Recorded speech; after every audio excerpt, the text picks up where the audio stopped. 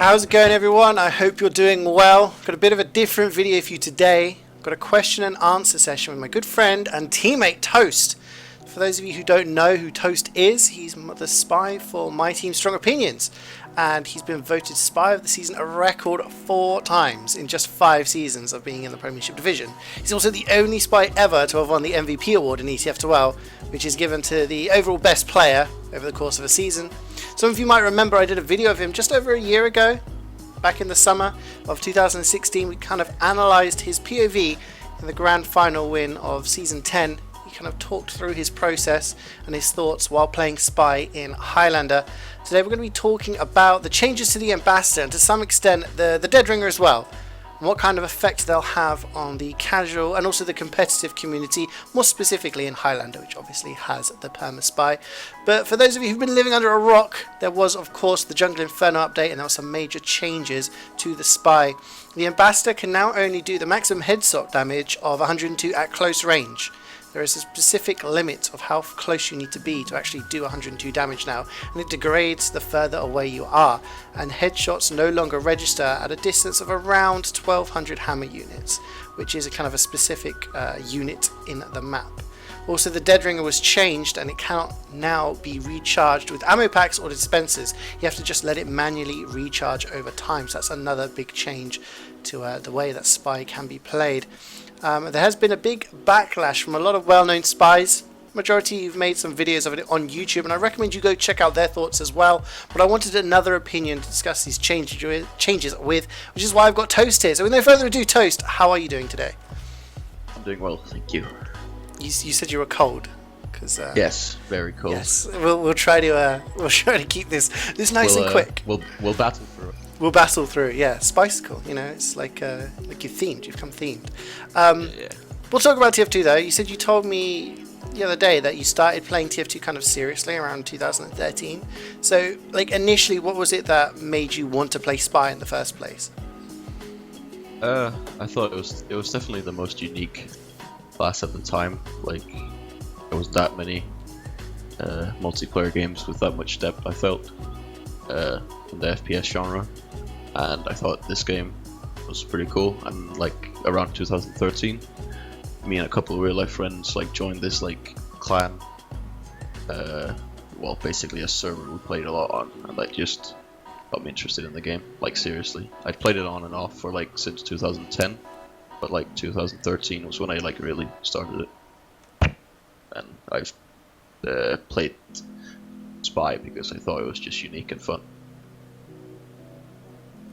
Okay, and kind of the way that you play Spy is very different to how maybe, you know, when I started playing TF2, or a lot of people started playing TF2 when it first came out, you had to cloak and go for the backstabs. That was really the only way that people play Spy. And with the update that came out, the Sniper versus Spy update that came out years ago, they added some new weapons. And from about Season 5 of ETF12, we saw the rise of kind of what people call the gun spy. I know you hate that phrase, and a lot of people who play so-called gun spy hate the phrase, but there are players like Solid and Inso and Viljack who've been quite prominent using the Ambassador and the Dead Ringer combo. And as time has gone on, there's a lot more players who like to adopt that style.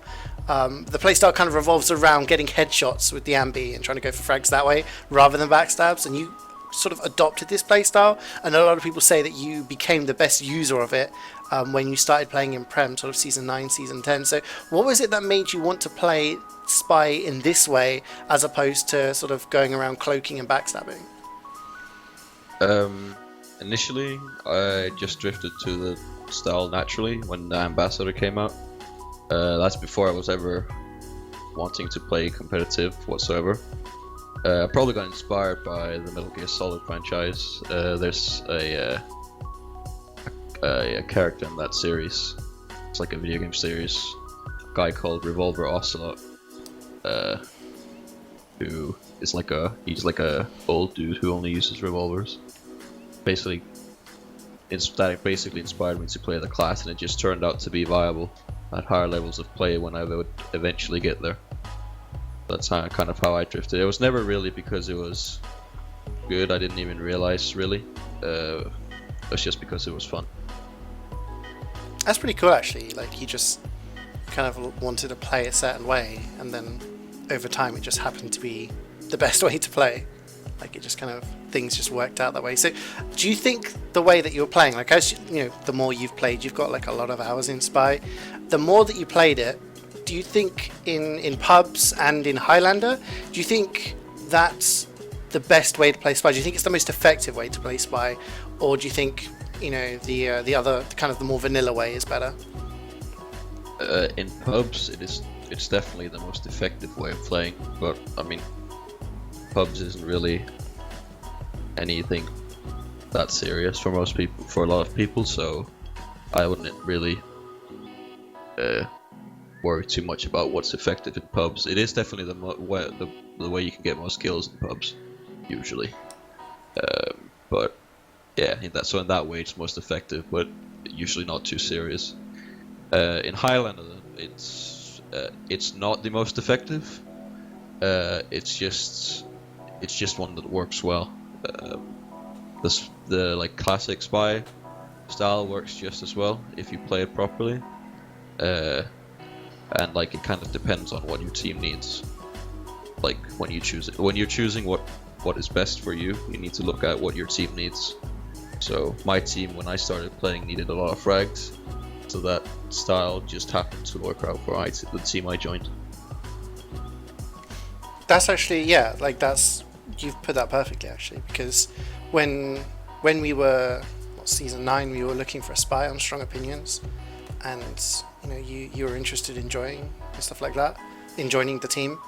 We needed a gun spy. We felt we needed that person behind enemy lines getting frags, and just annoying people behind, rather than somebody going in for the big picks and getting a big med pick or something like that, which obviously you do as well, but you're more the hassle behind enemy lines. So I mean, okay, that's your history, that's your background, I guess. If people don't know you by now, then they can go Google you or whatever. But let's talk about the ambassador, because the ambassador itself, the main thing I think, like I want to ask, and the thing I want to ask a lot of people, do you think it needed to be nerfed? Maybe not in this way, but in its original form, it hasn't been changed since it was released. Was it too strong in its original form? Did it need some sort of nerf, do you feel, in your opinion? In my personal opinion, I don't think it needed a nerf, but I can understand why people thought it would need one, but not usually for the reasons that are often like used. Because when I hear people moan about the ambassador, it's mostly people in pubs and like saying that spies would just like destroy everything with their overpowered sniping and shit like that, with the Dead Ringer as well. So and that's something I never really found to be an issue whatsoever. I think it was a cool unlock that kind of like lifted the skill ceiling of Spy, so it wasn't just like, so there was more depth and aiming involved in the class. But yeah, I could understand why they wanted it to be nerfed. So yeah, but I think the way Valve has done it is they've basically done the classic Valve over nerfing thing, where now it's unusable. What they should have done, probably the best way they could have nerfed it, was to do what they've done now, but just increase the range, to a happy medium, where it's not too snipey, but it's not too weak either. Right. Yeah. No. I agree with what you said about the ambassador kind of raising the skill ceiling of Spy, because you look at a lot of classes and you do have a lot of elements. You have the game sense, you have the movement, you have the aim, and Spy never really had that. I mean, okay, you could aim with the revolver, but most of the time you're going to be so close that it's pretty much point blank aiming. The whole kind of Spy revolved around kind of being in the right place at the right time and getting the stabs, whereas the Ambi allowed you to kind of practice your aim and be effective at a longer distance. Because looking at Valve's sort of patch notes from the update and from the kind of the proposed balance changes they did months ago, it seems their intention was to sort of restrict the Spy's effectiveness to only being close range. because when you look at the distance that it allows you to headshot, it's you have to be fairly close. Like, you still can get headshots, and you still can get 102s, but you have to be pretty close. And sort of the effective range, like mid-long, there has been some nice videos that show you the distance at which there is that damage drop-off. There is a distance at what I would call mid to long range that the revolver actually does more damage, even though you would argue that the revolver should be kind of close range. So it looks like they want it to be primarily sneak based rather than one that kill from distance. Do you think Spy should be that? Do you think Spy should be a sneak based class rather than one that can also snipe?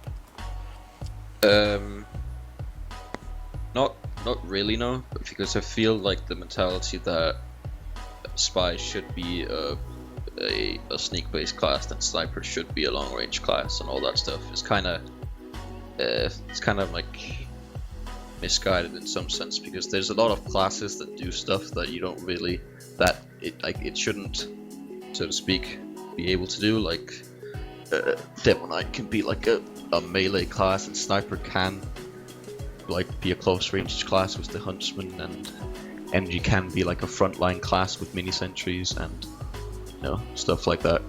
I think it's a bit dumb to like limit the Spy to the close range class that it was originally, because I don't know, I think it's just if you don't do that, I think it adds a lot of depth to the class, and the Dead Ringer and the Ambassador in particular did add a lot of depth to the class that was already pretty cool. So I don't know, I feel it's an inconsistent argument, but I could understand where they're coming from though, because I feel it's about finding a happy medium where it's not too loose, so you can't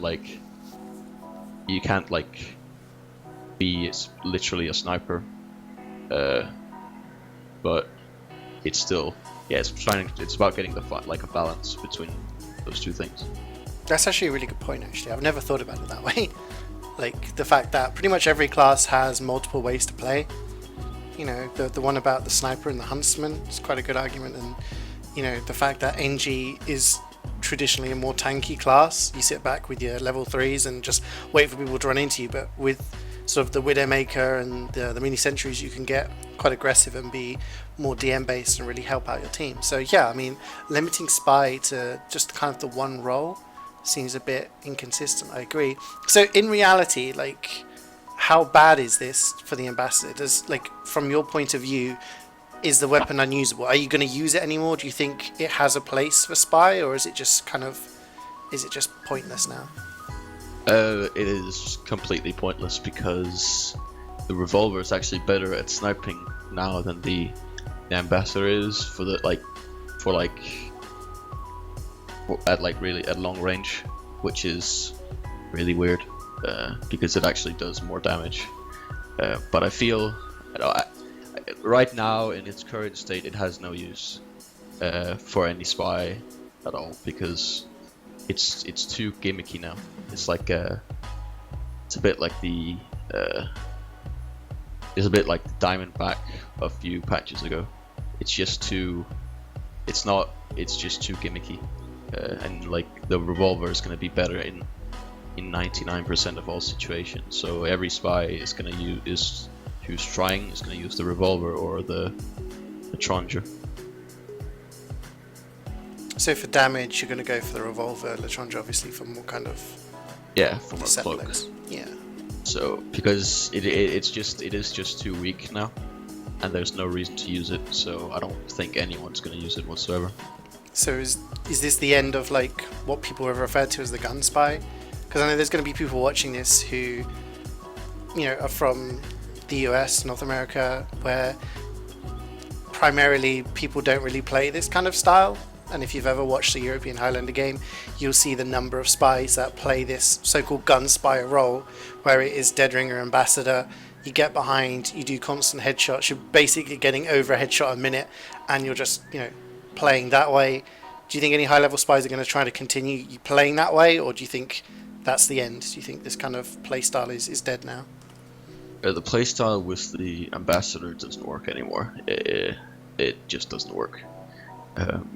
The a similar playstyle that a spy called Horde used, where he would just do the same but with the revolver, still does kind of work, and that's probably what I'm going to be trying. Okay, and is that going to be using sort of Deadringer primarily still, or more kind of Cloak? Sorry? Is that going to be more like Deadringer based still, or is it going to be going back to Cloak? It's still Deadringer based, because that was like a mini scout that he played, and that can still be done even after the Deadringer. It's obviously not as effective, but it's still effective enough so that spies with good aim can still use it properly. But the classic, INSO style can't be used anymore with the current ambassador. Okay, I mean, you've mentioned the Deadringer. I suppose we can talk a little bit about that. We've seen it buffed and nerfed loads in recent years. Sort of, we had the damage sponging reduced, and then they added the speed boost, and there was a time where people wanted it banned from ETF12 for Highlander. There's been a lot of debate over whether it's overpowered or anything like that, and it has got nerfed again a lot. You can't pick ammo packs up to refill the cloak, you can't use dispensers, anything like that. Is this the weakest the Deadring has ever been? Probably not. The first time it got a serious nerf, I think that was when it was the weakest. But it's a lot weaker than it was before, which is a good thing, because the previous iteration of the Deadringer was, I wouldn't say overpowered, but it was pretty broken in some sense, that it was just too strong. I think they have nerfed it in the wrong way though. I think the best Deadringer would be one where they remove all the speed boosts and random bonuses that just don't make sense. So do you think it's still, you think it can be nerfed further to be kind of more fair? Do you think, I was going to say, do you think the current iteration of the Deadringer is balanced, or do you think it needs to be tweaked more? Ideally, I think it should be tweaked more, not necessarily be more nerfed. I don't think it should be buffed though. I think the Deadringer right now is good in the way it is, but I don't think it's ideal. If I would change it, I would remove all the random buffs, and then maybe buff the damage resistance very slightly. Because now with the way that Pyro Air Blast work, hopefully if you use the Deadringer without the speed boost, then it's more skill based if you want to get away. If you get discovered and you pop your Deadringer or whatever, then now in that way it should be the most skill based thing. So if you're good, you're gonna get away, and if you're bad, you're not. I feel that's the way it should be. But the speed boosts right now make you so fast that you can't really, as a pyro or whatever, you can't really do anything about it. It gets too I don't know, it's too easy in some sense.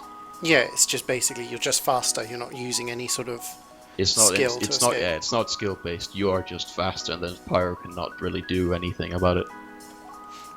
So if it had just been the Deadringer that was nerfed, in the Jungle Inferno update, if it had just been the Deadringer that had been changed to what it is at the moment, and Ambassador had been left alone, do you think you'd still be able to play sort of the gun spy role? Oh yeah, easily.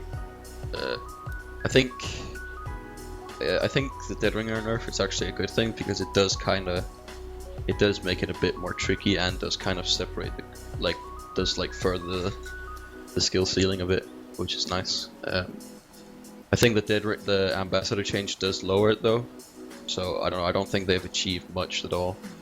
They've made a weapon useless, and then they've made I don't know. It would definitely be viable if they hadn't changed the Ambassador, but since it's useless, you can't play that style anymore. So kind of what you're saying is they've done 2 steps forward in balancing the Deadringer, but then 1 step back by making the Ambassador just a useless weapon, which I think is one of the big problems in TF2, is making sure that weapons are balanced, and you do get some weapons that are either ridiculously overpowered, like Reserve Shooter in its previous form is an example where it was just so strong that, you know, it was banned in every league in every format. And then you have other weapons that provide absolutely nothing, and no one's ever going to use them because there's no point in using them. And I suppose the Ambassador maybe is kind of close to being in that category now. So maybe Valve have kind of shot themselves in the foot. But it's interesting you're talking about the Dead Ring, because I know a lot of people who play Spy have argued that both weapons have been nerfed into oblivion and they can't use them anymore. But for you to say, you know, actually maybe it's more, makes it more skillful to actually use now, over time, hopefully we'll see people kind of practicing with it and kind of learning how to play around it now, as opposed to just using it as a crutch, which is something I wanted to talk to you about kind of in the Highlander scene.